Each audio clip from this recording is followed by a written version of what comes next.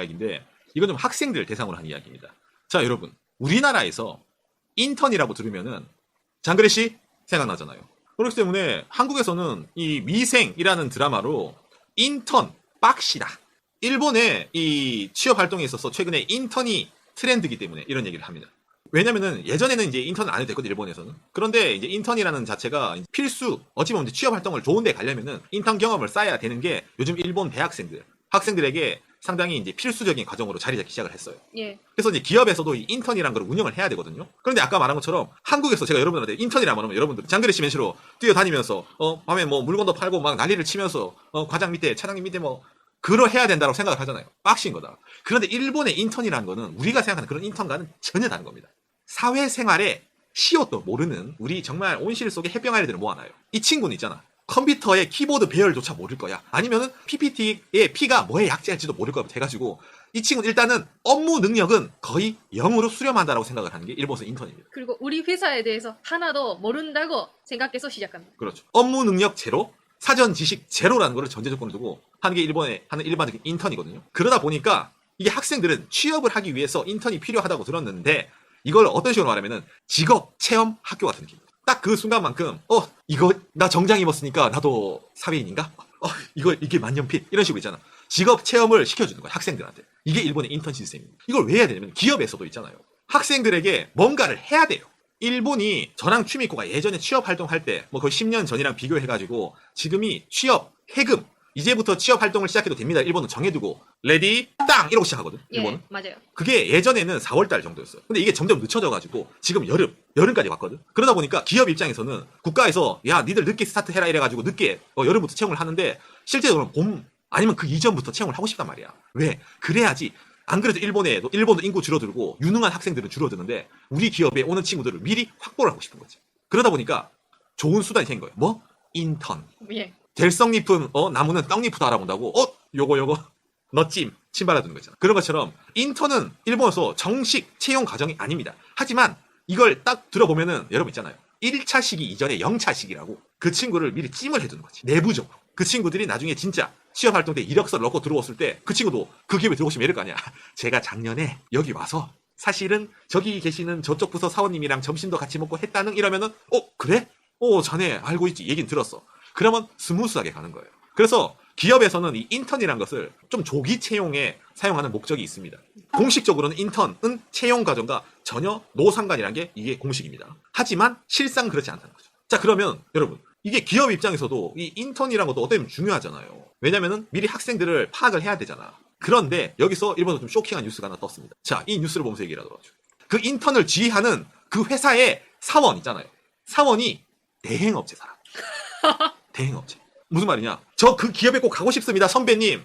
그래, 우리 기업은 빡실 건데 열심히 준비하도록. 근데 그 사람이 대행업체 사람. 웃기네. 그러니까 이 친구들이 열심히 하다가 저 사원이 정말 대단한 것 같아. 야, 이 회사는 대회사다. 왜? 우리를 가르쳐주는 저 사원이 정말 대단한 능력을 보여준다. 이 회사 꼭 들어가고 말 거야. 그런데 왜죠? 안 계시네? 가 되는 거죠. 상당히 쇼킹한 일이거든요. 이게 왜 이렇게 되냐면 이게 뭐 기사에서 전체로 나오는데 기업이 있잖아요. 인턴을 부르는 게 부담이 됩니다.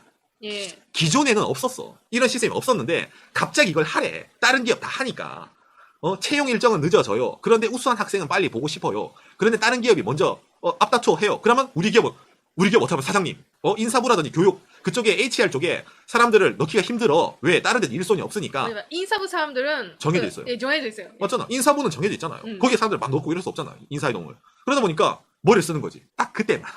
어차피 인턴 1년 365일 회사에 있을 것도 아닌데 그럼 있어봤자 몇 주 있을 건데 딱 그때만 우리가 합시다. 그럼 어때요, 여러분? 비즈니스는 이런 틈새 시장을 노리는 일본 업체들이 엄청 많이 있습니다. 인턴, 사원, 대행, 그 다음에 면접 대행도 있습니다. 이 대행업체 사람들이 어떤 식으로 하냐면은 여기 또 등장을 해. 그리고 학생을 모아두고 내가 여기에 여러분들 담당할 누구입니다. 라고 얘기를 해요. 대행업체 사람이. 그리고 나중에 면접 가기 전에 여러분 리크루터 면접이라고 일본에 있는데 그 회사의 사원이 그 회사 지원한 사람들을 미리 만나러 가는 거예요. 면접 전에. 어떤 사람이 지원하냐. 그러면 진짜 외주업체 사람이 그 회사 사람인 것처럼 해가지고 왜 우리 회사에 지원하고 싶지?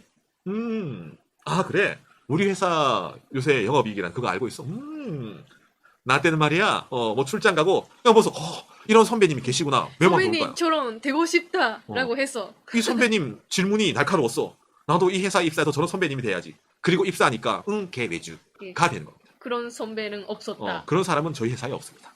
아니 근데 나는 여기 왜 있는 거지? 네. 진짜 있었대요, 그런 거. 이게 있습니다. 여러분. 실제로 있었던 일입니다. 예. 저번에 우리가 만난 저 K 회사 오늘은 S사에서 만났네. 너의 이름은? 너의 직급은? 너의 소속은? 이거 뜰 거 아니야. 그때 잠깐 만난 그 두 사람 운명적으로 다시 만났는데 기억을 못한다 서로.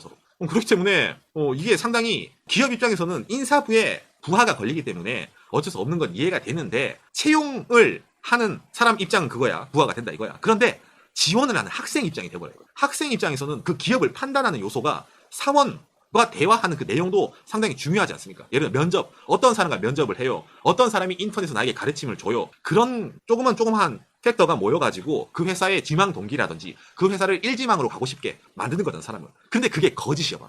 그게 가짜였다면 그 사람, 그 친구의 지망 동기가 어떻게 되는 거예요? 상당히 문제가 생긴 거죠. 맞아요. 그렇기 때문에 이걸 하는 게 외주 쓰는 게 제가 나쁘다고 하는 게 아니라 할 때는 저는 외주에서 파견 나온 누구누구입니다. 회사 명찰, 사원증을 달고 있지만 저의 원소속은 어디 대리 주식회사입니다. 그러니까 여러분들은 이 자리에서만 저를 사원으로 취급해 주시고 나가면은 우리는 모르는 사람이에요. 하고 설명을 하고 시작하면 상관이 없는데 그런 게 없다는 거지. 처음부터 끝까지 그 회사 사원인 것 마냥 했기 때문에 이게 문제가 된다 이거죠. 이 대행하는 업체에서. 그런데 이 대행업체 말로는 매년 의뢰하는 기업 수가 폭발적으로 늘어나고 있다고 합니다. 맞아. 왜? 저 기업도 인턴하네? 우리 기업도. 그런데 하려는데 아는 친구들이 없어. 인턴이라면은 그 학생들은 다른 인턴도 갔다 올 건데 이미 수준이 높아졌을 거 아니야. 우리 회사 인턴 프로그램이 다른 회사보다 못하면 저 친구는 우리 회사를 선택해주지 않을지도 몰라. 불안한 거지. 그럴 때는 그렇죠. 전화가 걸려옵니다. 여보세요? 인턴 프로그램 운영 찾고 계시나요? 전문가가 있습니다. 믿을 수 있는 실적으로 여러분들에게 신뢰감을 드립니다. 지금 당장 계약하지. 이런 식으로 될 거 아니야. 맞아. 노하우가 없으면 일단은 찾게 되잖아요. 대한민국이든 어디든 있잖아요. 일본이든 능력 있는 친구들은 취업을 골라서 갈 수 있는 사람들 물론 있습니다. 특히 그런 사람들을 기업들은 모두 얻고 자잖아. 유능한 친구들을. 경쟁사에게 뺏기기보다는 우리 회사로 오게 하고 싶잖아. 그러다 보니까 이 인턴에도 회사에 흔히 말하는 자존심이 걸려 있는 거죠. 본인들이 하기보다는 믿을 수 있는 외주에 맡기자라는 것도 이해가 안 되는 건 아닙니다. 다만 학생 입장이 돼서 이런 일을 생각해 보았을 때 이게 진짜 옳은 일이냐 하는 거는 상당히 논란의 여지가 있다는 거. 그러니까 회사 내에서 사람을 뽑는다는 건 상당히 중요합니다. 맞잖아요. 회사도 생물이에요. 사람이 모여서 회사가 되는 겁니다. 예. 맞잖아. 단순한 기업은 실적이나 숫자가 아닙니다. 사회 공동체이기 때문에 어떤 구성원들이 거기에 소속되어 있냐가 그 회사의 컬러, 여러 가지 방향성을 정하잖아요. 그러다 보니까 인사는 상당히 중요한 거죠. 그런데 그걸 약간 어떤 의미를 보면 좀 이제 대세에 따르겠다 돼가지고 소홀하게 한다든지 아니면 그 인사를 믿었던 학생들을 실망시킬 수 있다는 이런 정책 자체가 상당히 논란이 된다는 거죠. 이런 것들에 대해서. 자, 지금 구독 안 하고 보고 계시는 분 계시면 바로 구독하시고 행복하세요. 다시 한번 컷. 지금 구독 안 하고 보고 계시는 분들 바로 구독하시고 좋아요도 눌러주세요. 이미 구독한 사람들은 좋아요 푸시 잘 부탁드립니다. 감사합니다.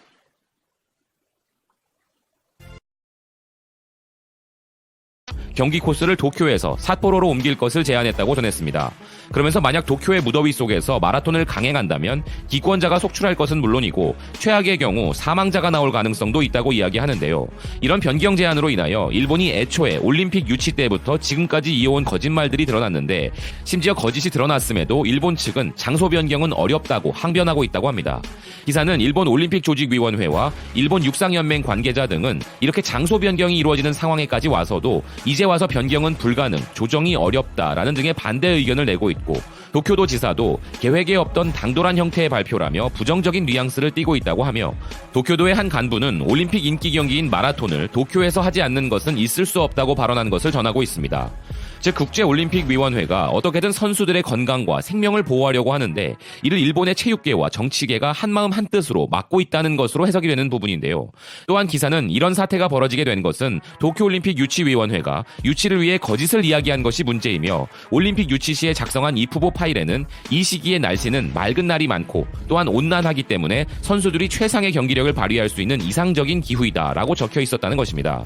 무더위 속에 올림픽을 개최하면서도 이에 대해 따뜻한 이상적인이라는 거짓말을 했을 뿐 아니라 대회 조직위와 도쿄도는 유치 결정 이후에도 이 거짓말을 관철하고 근본적인 해결책도 전혀 취하지 않았기에 그 결과 상급단체인 국제올림픽위원회가 나서서 마라톤과 경보 등의 개최지를 삿포로로 변경할 것을 제안하게 되어버린 참담한 상황이라는 것입니다. 기사에 의하면 이전에도 이 살인적인 더위에 대해 물뿌리기라는 비과학적인 대책을 내놓아 정부가 비판을 받았는데 이런 우려를 표하는 사람에게 정부는 올림픽 혹서를 걱정하는 사람은 반아베주의자라는 딱지를 붙여 비판을 봉쇄하려고 해왔다는 것입니다. 물을 뿌리자는 등의 마치 전시 중에 죽창훈련을 방불케 하는 도무지 21세기에 도출된 결론이라고 생각하기 힘든 농담 같은 열사병 대책에 대해 기사는 더 이상 한숨도 나오지 않는다고 이야기하고 있습니다. 정말 올림픽에서 선수가 사망하는 참사가 일어날 수도 있다는 불안감에 대해서는 BK뉴스도 관련 소식을 전해드린 바 있는데요. 사람을 죽이는 살인더위를 온난한 기후로 포장하고 지금까지도 물 뿌리자는 대책을 세우고 있는 일본 정부는 오로지 일본을 재건하겠다는 일념으로 전 세계인들이 참여하는 평화의 제전을 망칠 수도 있다는 생각은 단 1%도 하지 않는 것 같습니다. 스포츠에 정치를 개입해서는 안 된다는 올림픽의 대원칙에 따라 한국의 올림픽 참여 보이콧을 주장할 수는 없겠으나 태극마크를 달고 뛸 우리 소중한 국가대표 선수들의 안전 대책